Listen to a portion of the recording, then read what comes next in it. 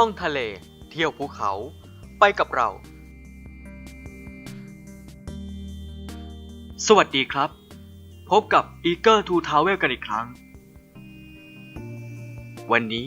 จะมีเรื่องราวอะไรมานำเสนอตามมาดูกันเลยครับน้ำตก9ชั้นหรือน้ำตก9โจร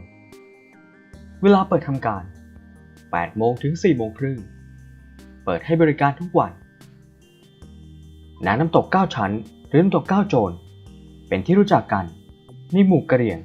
ที่อาศัยอยู่ในบริเวณนั้นมาอย่างยาวนานจนในที่สุด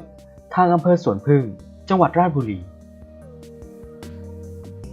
ร่วมมือกับองค์กรท้องถิ่นต่างๆพัฒนาพื้นที่บริเวณนั้นให้เป็นสถานที่ท่องเที่ยวของอำเภอสวนพึ่ง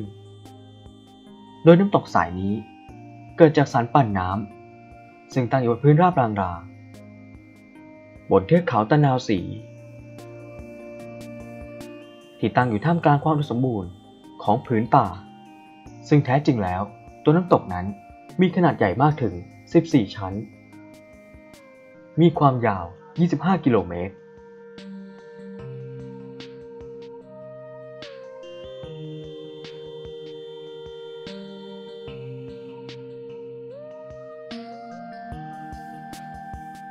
แต่นักท่องเที่ยวสามารถเดินขึ้นไปชมวิวได้ถึงชั้นที่9เท่านั้นนะครับเพราะเนื่องจากชั้นน้ำตกที่ตั้งอยู่ในพื้นที่ปิดซึ่งมีสภาพเป็นป่าลึกภูเขาสูงชันและมีหุบเหวจึงไม่สามารถขึ้นไปถึงชั้น14ได้แต่เพียงแค่ความงามของน้ำตกชั้นที่9ที่เปิดให้นักท่องเที่ยวได้ชื่นชมก็สามารถสร้างความตื่นตาตื่นใจให้กับนักท่องเที่ยวได้อย่างมากมายเลยครับโดยเฉพาะชั้นที่6ซึ่งเป็นชั้นที่มีสายน้ำตกทิ้งตัวดิ่งลงมาจากหน้าผาจัดว่าเป็นชั้นน้ำตกที่มีความงดงามมากที่สุดจริงๆครับจุดเด่นของน้ำตก9ชั้นยังอยู่ที่สายน้ำสีขาวที่ไหลผ่านหินผาอันเป็นหินแกรนิต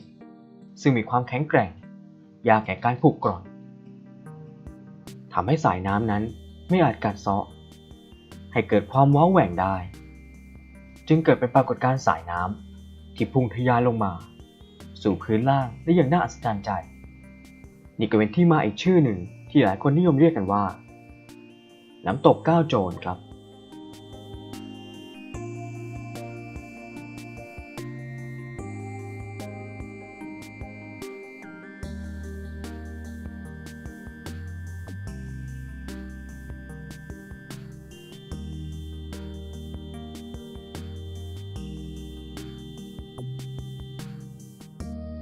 แล้ววันนี้